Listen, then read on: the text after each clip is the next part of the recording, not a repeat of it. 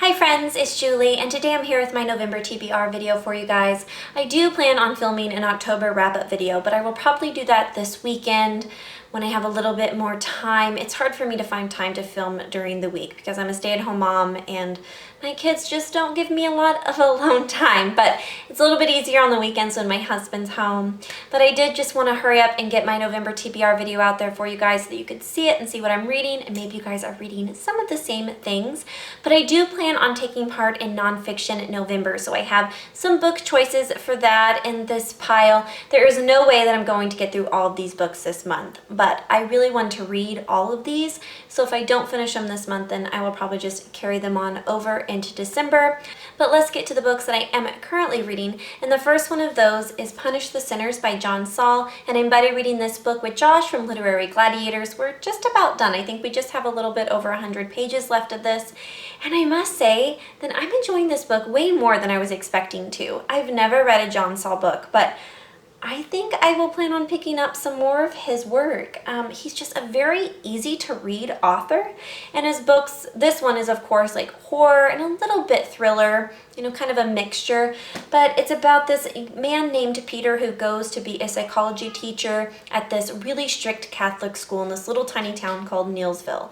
And when he gets there, he just has this really bad feeling about the town. He just feels like something isn't right there, and after he starts teaching at this school, some of the young girls there start self-harming, like trying to commit suicide and things like that. And he's trying to figure out, you know, what's going on in this town? What bad thing is going on in this town? And so far, like I said, I'm really enjoying it. And yeah, I can't wait to figure out how this one's going to end.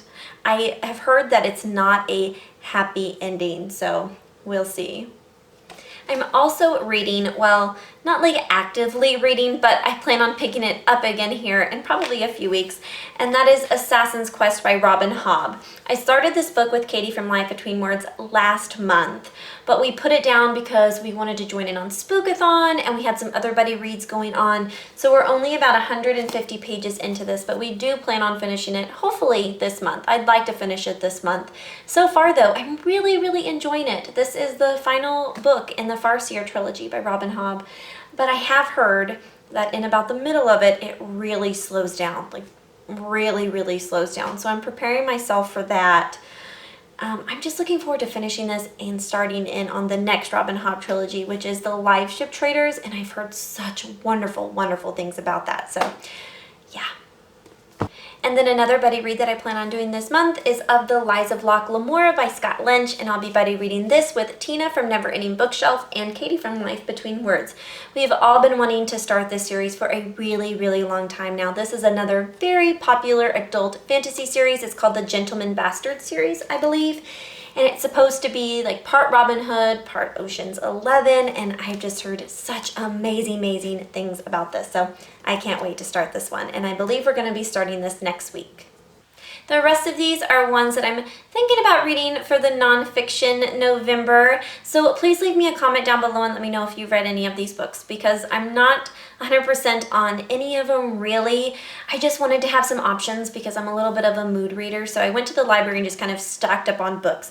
And the first one of those is Smoke Gets in Your Eyes and Other Lessons from the Crematory by Doughty. I'm not going to hold this up because when I have a white book, for some reason it messes with the lighting in my video. But anyway, I heard this book talked about from the lovely ladies at the restricted section, and I can't link to the video because I'm not entirely sure which one it was. It was really long time ago, but I remember it really piqued an interest for me. It's about this young girl, or not young girl, I think she's 18, and she takes a job working at a crematorium, and she's the one who burns the bodies.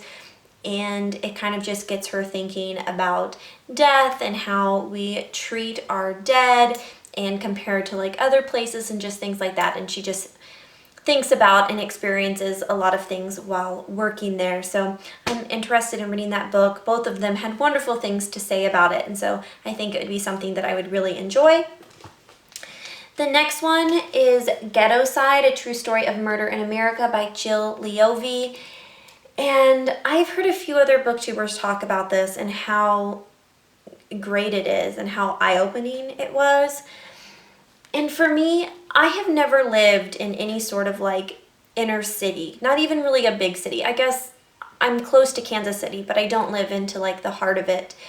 And I grew up in this really small little country town, so I've never really experienced any sort of like inner city life, and I feel like I kind of live in a little bit of a bubble other than what, you know, I get from the news and things like that. So I just feel like this would be a really important book for me to read. It says in here, Ghettoside is a fast-paced narrative of a devastating crime, an intimate portrait of detectives and a community bonded in tragedy, and a surprising new lens onto the greater subject of why murder happens in our cities and how the epidemic of killings might yet be stopped. So I'm sure that this is going to be very heavy and hard to read at times, but I'm really looking forward to reading it. I think it'd be a very good thing for me to read.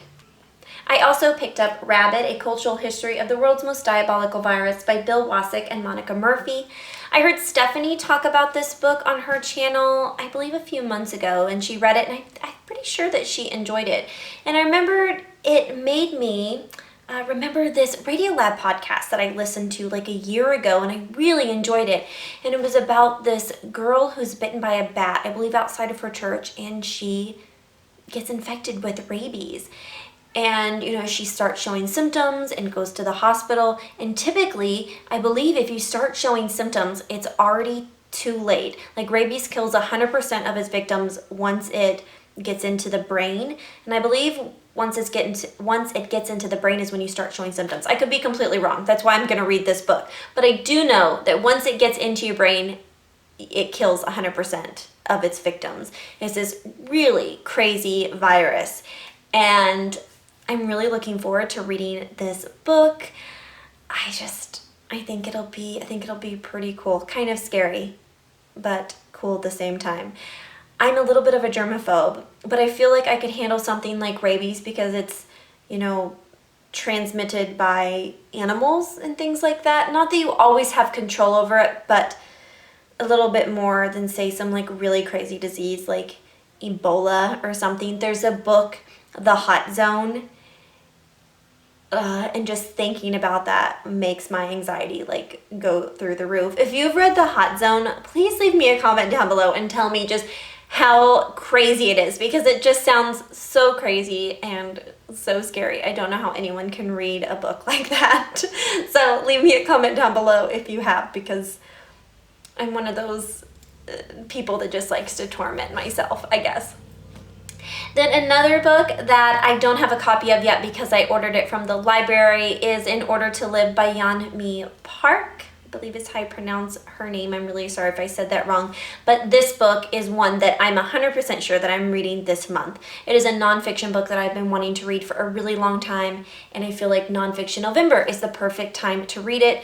As many of you guys know, this has been a very popular book, and pretty much everyone who's read it has said good things about it. So this is a story of a young woman and her family who escaped from North Korea, in case you don't know. But yeah, I've been really, really wanting to read it.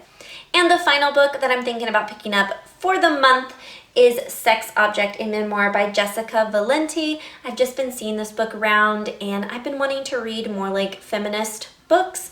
And Jessica Valenti is a journalist for The Guardian, I believe, and she writes about gender and politics, things like that. But this is just a short little memoir about her growing up in New York City. So I think this sounds just kind of like a fun read. Like I said, I've been wanting to read more books that empower women and just about growing up a woman in this country and in other countries. And if you have any other good, like, feminist books that you could recommend to me, I would love some recommendations, because like I said, I'm just wanting to read more about, you know, some good empowering women books. So I'd love any recommendations that you could give me. But those are the huge amount of books that I know that I'm never going to get through this month, but they're just kind of what I'm tentatively thinking about reading. Please leave me a comment down below and let me know if you have any recommendations for me, or if you've read any of these books and what you thought about them. And if you've done a November TBR video, please tell me down below so that I can check it out. But thank you guys so much for watching, and I'll see you all again very soon. Happy reading. Bye!